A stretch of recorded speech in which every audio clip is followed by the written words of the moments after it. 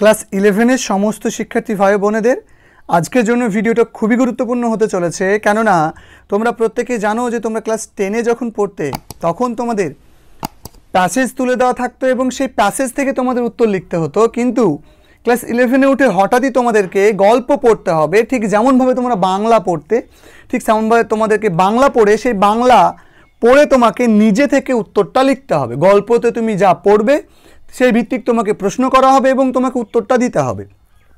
এরকম তোমাদের এমসিকিউ থাকবে, এমসিকিউগুলো তো তোমরা টিক দিলেই হয়ে যাবে, কিন্তু এই যে এসিকিউ প্রশ্ন লেখাটা এটা খুবই তোমাদের কাছে ভাইটাল হয়ে যায়, কারণ এটা যদি তুমি লিখতে না পারো তাহলে কিন্তু তুমি ইংরেজিতে ভালো নম্বর পাবে না। আর আজকের এই ভিডিওটা তোমাদেরকে সাহায্য করবে কিভাবে তোমরা এসিকিউ উত্তর লিখে পুরো নম্বর পাবে, অর্থাৎ এসিকিউ উত্তর লেখার একদম সেরা টেকনিক। তুমি টেন্স না জানলেও চলবে, তুমি শুধু আজকের ভিডিওটা একটু ফলো করবে, তাহলে বুঝতে পেরে যাবে যে আমি তোমাদেরকে যে সে টেকনিকগুলো বলছি, টেন্স না বলে সেগুলোকে আমি টেকনিক বলছি। সো টেকনিকগুলো মনে রাখলে তুমি অবশ্যই যে কোনো গল্প থেকে তুমি এসিকিউ প্রশ্ন লিখতে পারবে। সো আমি তোমাদের আজকে লীলাজ ফ্রেন্ড এই যে গল্পটা, আর কে নারায়ণের লীলাজ ফ্রেন্ড এই গল্পটা থেকে আমি তোমাদেরকে এসিকিউ কীভাবে উত্তর কীভাবে লিখতে হয় আমি সেটা তোমাদেরকে শেখাবো, এবং তোমরা প্রত্যেকেই এসিকিউ উত্তর লিখতে পারবে এই বিশ্বাসটা আমি রাখি। তাহলে এখান থেকে আমি তোমাদের টোটাল 12টা প্রশ্ন নিয়েছি এবং সে 12টা প্রশ্ন আমি তোমাদেরকে উত্তর লেখাটা শেখাবো। তাহলে প্রথম প্রশ্ন কি করা হয়েছে দেখো, what was mister Shivshankar brooding over standing in the front বারান্দা অফিস হাউস। এটা 2018 সালে পড়েছিল, তার মানে 2018 সালে পড়েছে বলেই যে তোমাদের পরীক্ষাতে পড়বে না এমনটা কিন্তু মানে নেই। সালের প্রশ্ন মানে ইম্পর্টেন্ট। সো দেখো এখানে প্রশ্ন করেছে কোন অংশটুকু প্রশ্ন করেছে, প্রশ্নসূচক অংশ কোনটুক সেটা তোমাকে আগে খুঁজতে হবে। তাহলে দেখো হোয়াট ওয়াজ এটাই নিশ্চয়ই তোমার প্রশ্নসূচক অংশ, তাই না? এটাই তোমার কি প্রশ্নসূচক অংশ। তাহলে প্রশ্নসূচক অংশটা তুমি পেয়ে গেছো। এবার তোমার প্রশ্নসূচক অংশ দেখো ওয়াজ পেয়েছো, এবং ওয়াজের পরে মনে রাখবে ওয়াজের পরে যে শব্দটা থাকবে সেটাই তোমার কি হবে, সেটাই তোমার সাবজেক্ট হবে। তাহলে এই বাক্যের সাবজেক্ট কোনটা, মিস্টার শিবশঙ্কর। তাহলে তুমি ওইটা লিখে নেবে মিস্টার শিবশঙ্কর। এবং তোমরা প্রত্যেকে জানো যে সাবজেক্টের পরপর তোমাকে ভার্বটা লিখতে হবে। তাহলে এখানে ভার্বটা কি হবে, এখানে তোমাদের ভার্বটা হবে ওয়াজ। তাহলে লিখবে মিস্টার শিবশঙ্কর ওয়াজ। এরপরে সেন্টেন্সটা যতটা ছিল, brooding over standing in the front veranda of his house, এই পর্যন্ত লিখবে। ঠিক আছে, ব্রুডিং ওভার এই যে কমা দেওয়া আছে না, তাহলে তুমি কি লিখতে পারো যে ব্রুডিং ওভার তুমি এখানে লিখতে পারো the servant problem, the servant problem. Okay, তারপরে কমা দিয়ে তুমি লিখে দাও কি, কমা দিয়ে তুমি লিখে দাও standing in the front veranda of his house. এবার কেউ যদি ভাবো যে আমি তো পুরো সেন্টেন্সটা লিখে ফেললাম যে mister Shibshankar was brooding over standing in the front veranda of his house the servant problem, comma দিয়ে লিখে দাও দ্য সার্ভেন্ট প্রবলেম, ব্যাস উত্তর হয়ে গেল। কোনো সমস্যা নেই, কোনো সংশয় রাখার প্রশ্নই ওঠে না। নেক্সট প্রশ্নে চলে গেলাম। প্রশ্ন নম্বর 2 দেখো, প্রশ্ন নম্বর 2 বলছে হোয়াট ইজ। দেখো প্রশ্ন বুঝে গেছো নিশ্চয়ই, হোয়াট ইজ দিয়ে প্রশ্ন করা হচ্ছে। তাহলে ইজের পরে যেটা থাকবে, যে নাউনটা থাকবে বা যে প্রোনাউনটা থাকবে সেটাই তোমার সাবজেক্ট। তাহলে মিস্টার শিবশঙ্করস এটা পেয়ে গেলাম, কিন্তু মিস্টার শিবশঙ্করস দেখো একটা অ্যাপোস্ট্রফি আছে। তাহলে তোমাকে বুঝিয়ে দিল যে অ্যাপোস্ট্রফি আছে মানে ওই অংশটুকু শুধু সাবজেক্ট নয়। তাহলে অ্যাপোস্ট্রফি দিয়ে কী বোঝানো হচ্ছে, ফার্স্ট ইমপ্রেশন। তাহলে তোমাকে লিখতে হবে যে ফার্স্ট ইমপ্রেশন, এই পর্যন্ত তোমার সাবজেক্ট। তাহলে তুমি খুঁজে নিলে যে মিস্টার শিবশঙ্করস ফার্স্ট ইমপ্রেশন, এটা তোমার সাবজেক্ট। তুমি লিখে ফেললাম মিস্টার শিবশঙ্করস ফার্স্ট ইমপ্রেশন। তারপর লিখবে ইজ, এই যে ভার্বটা সাবজেক্টের পরপর তুমি ভার্ব লিখবে, ভার্ব লিখে ফেলো ইজ। ইজ কি, এবার তুমি গল্পে পড়েছিলে যে কী ছিল, যে Siddha doesn't seem to be a bad shot and looks tidy.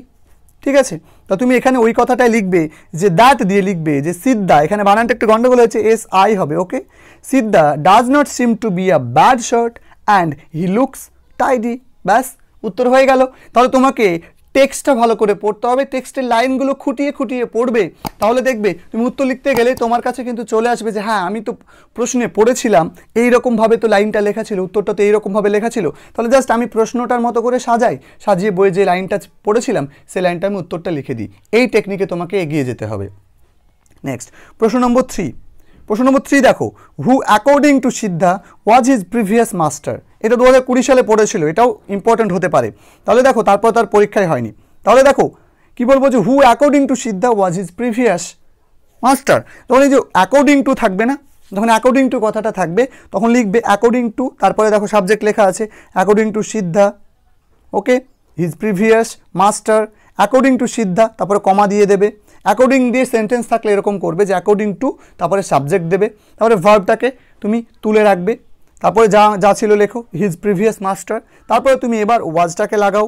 ওয়াজটাকে দেখো আমি লাগালাম ওয়াজ, তারপরে কে ছিল, ডক্টর, ওকে, বাস উত্তর হয়ে গেল।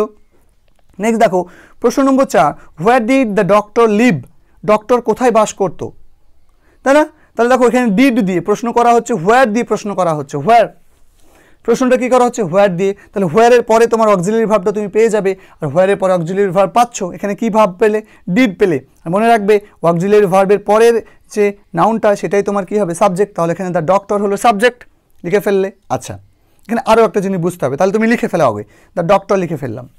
এরপর এখানে ডিড ছিল না, এই যে ডিড কথাটা আছে, ডিড কথাটার জন্য দেখবে যে ওই সেন্টেন্সে সাবজেক্টের পরপরই একটা ভার্ব আছে, এটা হচ্ছে লিভ। যখনই ডিড থাকবে প্রশ্নে, ডিডের পরে অর্থাৎ সাবজেক্টের পরে যে ভার্বটা লিখবে সেই ভার্বটা তোমাকে সেকেন্ড ফর্মে লিখতে হবে। তাহলে এই যে লিভ কথাটা দেখো, লিভড ইডি যুক্ত করে সেকেন্ড ফর্মে লেখা হয়েছে। তাহলে the doctor lived in a bungalow near the market, কোথায় থাকতো। এবার তুমি প্লেসিং, তার মানে একটা তোমাকে একটা প্রেপোজিশন ইউজ করতে হবে। তুমি গল্পে পড়েছো এটা যে ইন এখানে আছে, in a bungalow near market, এটা তোমার গল্পে ছিল। সো তুমি ইজিলি উত্তর লিখে ফেলতে পারলে, কোয়াইট ইজি না? দেখো একদম ইজি, শুধু তোমাদেরকে একটু বুঝতে হবে, মুখস্থ নয়। গল্পটা ভালো করে পড়ো, গল্পটা 5 বার 6 বার 7 বার যতবার সম্ভব ততবার গল্পটা পড়ো এবং উত্তরটা নিজেই লিখবে, মুখস্থ করতে হবে না। 5 নম্বর প্রশ্নটা দেখো, হোয়াই ডিড, প্রশ্নটা হোয়াই দিয়ে করা হয়েছে, বুঝলাম। ডিড আছে সেন্টেন্সে, এটাও বুঝলাম যে এটা একটা অক্সিলারি পেয়ে গেছি। তাহলে সিদ্ধা, এইটা হবে আমার বাক্যের সাবজেক্ট, সিদ্ধা লিখে ফেললাম। ডিডের পরের অংশটুক নাউনটুকু সাবজেক্ট লিখে ফেললাম সিদ্ধা। এরপরে ডিড ছিল, তার মানে সিদ্ধার পরে যে ভার্বটা ছিল লিভ, তাই না? এই লিভ ভার্বটা দেখো, সিদ্ধার পরে যে ভার্বটা ছিল লিভ ভার্ব, তাই না? তাহলে ওই লিভ ভার্বটা তোমার থার্ড ফর্ম করতে হবে, সেকেন্ড ফর্ম করতে হবে। তাহলে আমি লেফট করলাম, সিদ্ধা লেফট। তারপর কি আছে দেখো, the old masters house, old মাস্টারের হাউস ছেড়ে দিয়েছিল, কেন, হোয়াই। এবার হোয়াইয়ের জন্য আমরা একটা বিকজ কথাটা লিখবো, because they left the town, because the doctor family left the town বলতে পারি, বা দে লেফট দ্য টাউন। প্রশ্নে গল্পে ছিল the left, they left the town, তাহলে আমরা লিখলাম দে লেফট দ্য টাউন। তোমরা লিখতে পারতে the doctors family left the town, very easy. এবার 6 নম্বর প্রশ্ন দেখো কি বলেছে, হোয়াই ডিড, আবার হোয়াই দিয়ে প্রশ্ন করা হচ্ছে। তাহলে বুঝে গেছো যে হোয়াই দিয়ে প্রশ্ন করা হচ্ছে। ডিড আছে, তাহলে ডিডের পরে নাউনটুকু সাবজেক্ট, তাহলে মিস্টার শিবশঙ্কর সাবজেক্ট। তারপরে ডিডের পরে দেখো সাবজেক্টের পরে দেখো কল আছে, তাহলে ডিডের জন্য কলটাকে আমাকে সেকেন্ড ফর্মে করতে হবে, কল্ড। তাহলে মিস্টার শিবশঙ্কর কল্ড, তারপরে হিজ ওয়াইফ লিখে নাও, হিজ ওয়াইফ তার স্ত্রীকে ডেকেছিল। কি জন্য ডেকেছিল, কারণটা কি দেখো। এবার কি বললাম, বিকজ লিখতে হবে, হোয়াইয়ের জন্য লিখলাম বিকজ। এবার কারণটা লেখো, কারণটা কি, because he was unable to make up his mind, কারণ সে তার মন স্থির করতে পারছিল না, whether Siddha would work as a servant in his home, যে তার বাড়িতে সিদ্ধা একজন ভৃত্য হিসাবে কাজ করবে কিনা, এটা নিয়ে সে মন স্থির করতে পারছিল না। এটা তোমরা গল্পে পড়েছো, তাই বলছি বারবার করে গল্পটা পড়ো, 5 বার 6 বার যতবার খুশি ততবার পড়ো, যতবার সম্ভব, যত বেশিবার সম্ভব তত বেশিবার পড়ো, তাহলেই দেখবে তুমি এসে কি উত্তর লিখতে তোমার আর কোনো সমস্যা হবে না। নেক্সট দেখো প্রশ্ন নম্বর কি, প্রশ্ন নম্বর হচ্ছে 7, কি আছে, what was mister Shibshankar's opinion regarding Siddha, mister শিবশঙ্করের সিদ্ধাকে নিয়ে কি অপিনিয়ন ছিল, কি মতামত ছিল। তাহলে কি লিখবে বলো তো, লিখবে দেখো হোয়াট ওয়াজ, এই হোয়াটটা দিয়ে প্রশ্ন করা হচ্ছে, বুঝে গেলে। ওয়াজ আমি বলেছিলাম ওয়াজের পরের যে নাউনটা সেটা সাবজেক্ট, তাহলে মিস্টার শিবশঙ্করস আছে, অ্যাপোস্ট্রফি আছে, তাহলে অ্যাপোস্ট্রফি থাকলে তো ওইটুকু উত্তর হবে না, তাহলে মিস্টার শিবশঙ্করস ওপিনিয়ন এটা সাবজেক্ট হবে। তাহলে লিখো মিস্টার শিবশঙ্করস ওপিনিয়নটা কী ছিল, তুমি এরকম করে লিখতে পারো, mister Shibshankar's opinion was that, এরকম করেছিল তুমি লিখতে পারো। বা এই প্রশ্নটা আমি অন্যরকম করে একটু লিখেছি, সেটা কি, মিস্টার শিবশঙ্কর সেড দ্যাট, ঠিক আছে। তাহলে তুমি বলতে পারো যে mister Shibshankar's opinion regarding Siddha, mister Shibshankar's opinion regarding Siddha was that, আমরা এরকম করে লিখতে পারি, Siddha seemed better than other servant who worked earlier in their house, তাদের বাড়িতে আজ যারা কাজ করেছে তাদের থেকে ভালো তুমি লিখতে পারো, বা সেড দ্যাট দিয়েও তুমি লিখতে পারো, কোনো অসুবিধা নেই। নেক্সট দেখো প্রশ্ন নম্বর 8 বলছে I like him don't send him away, who said this? এই কথাটা কে বলেছিল যে আমি তাকে পছন্দ করেছি, তাকে তুমি তাড়িয়ে দেবে না। তাহলে কি বলবো? হু, এই হু থাকলে চোখ বন্ধ করে হুয়ের জায়গায় উত্তরটা লিখবে। কে বলেছিল? লীলা বলেছিল নিশ্চয়, তাহলে তুমি হুয়ের জায়গায় লিখবে লীলা, তাহলে লীলা লিখে দিলে। ওকে, তাহলে তুমি লীলা সেড দিস, উত্তরটা হয়ে গেল। এবার যেহেতু তুমি একটু বড় হয়েছো, একটু লীলার পরিচয়টা একটু দিয়ে দাও। তুমি যতটুকু জানো লীলা সম্পর্কে, তাহলে একটু সেন্টেন্সটা বড় হয়, তাই না? একটু ভালো সেন্টেন্স হয়। তাহলে লিখলাম কি, দেখো কমা দিয়ে লিখে দিলাম যে 5 years old daughter of Mr. and Mrs. Shivshankar said this. ব্যাস, ওর পুরো পরিচয়টা দিয়ে দেওয়া হয়ে গেল। আর লীলা লিখলে পরিচয়টা দেওয়া হচ্ছিল না ঠিকভাবে। গল্পের প্রোটাগনিস্ট আমরা বলতে পারি যে Leela the protagonist of the story বলতে পারতে, বাট এইটা তার আসল পরিচয়টা ভালোভাবে এখানে দেখানো হলো। সো এইভাবে উত্তরটা লিখলে ভালো হবে, নম্বরটা কাটতে পারবে না। আচ্ছা 9 নম্বর প্রশ্ন দেখো কি বলছে, and then decide and that decided in, এবং এটাই সিদ্ধান্ত হয়ে গেল। তাহলে হোয়াট ওয়াজ ডিসাইডেড, কি সিদ্ধান্ত হয়ে গেল?